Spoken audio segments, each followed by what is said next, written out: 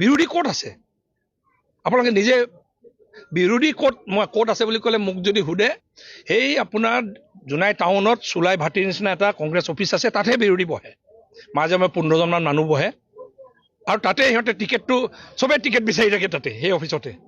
ticket বিচাৰে আৰু ticket বিচাৰে আকৌ সদায় টিকেট বিচাৰি থাকে আৰু মিটিং কেনেধৰণে প্ৰভাৱ পেলাব বুলি ক'লে আপোনালোকে নিজে ঘূৰি আছে গাঁওবোৰত ক'তনো সিহঁতৰ বুথ কমিটি ক'ত আছে ক'তনো গাঁৱত কমিটি আছে কি প্ৰভাৱ পেলাব মই বুজি নাপাওঁ এক প্ৰকাৰ চাবলৈ গ'লে তাৰ 2026 চনৰ ইলেকশ্যনৰ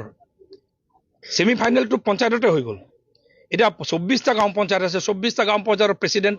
আমাৰ জিলা পৰিষদ 4টা আছে 4টাই আমাৰ 240টা ৱাৰ্ড আছে তাৰে 222টা ৱাৰ্ড আমাৰ দখলত আছে বিৰোধী ক'ত আছে আপোনালোকে নিজে বিৰোধী ক'ত আছে বুলি ক'লে মোক যদি সোধে সেই আপোনাৰ জোনাই টাউনত চুলাই ভাটিৰ নিচিনা এটা কংগ্ৰেছ অফিচ আছে তাতহে বিৰোধী বহে মাজে মাজে 15জনমান মানুহ বহে আৰু তাতে সিহঁতে টিকেটটো চবে টিকেট বিচাৰি থাকে তাতে সেই অফিচতে টিকেট বিচাৰে আৰু টিকেট বিচাৰে আকৌ সদায় টিকেট বিচাৰি থাকে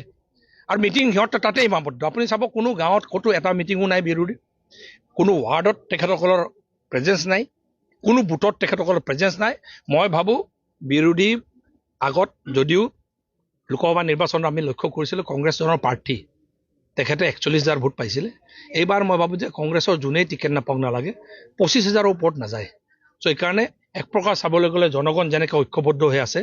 চৰকাৰৰ পক্ষত আৰু আপোনালোকে অকলবাৰতে লক্ষ্য কৰিলে মহিলাসকল বিশেষকৈ অসমৰ জনগণ আৰু জোনাইত যেনেকৈ উন্নয়ন হৈছে 4 লেনেই হওক 2 লেন ৰাস্তাই হওক ভিতৰুৱা ৰাস্তাই হওক এতিয়া যিখিনি এডিশ্যনেল ফাণ্ড আহিছে 200 কোটিতকৈ অধিক ফাণ্ড আহিছে এইবোৰ যেতিয়া ৰাস্তাৰ কাম কাজ হ'ব বানমুক্ত হ'বলৈ গৈ আছে লাহে লাহে ৰাইজৰ কামবোৰ আগবাঢ়ি গৈ আছে মই ভাবোঁ যে ইয়াত ৰেকৰ্ড ভোটত আমি জয়যুক্ত হ'বলৈ সক্ষম হ'ম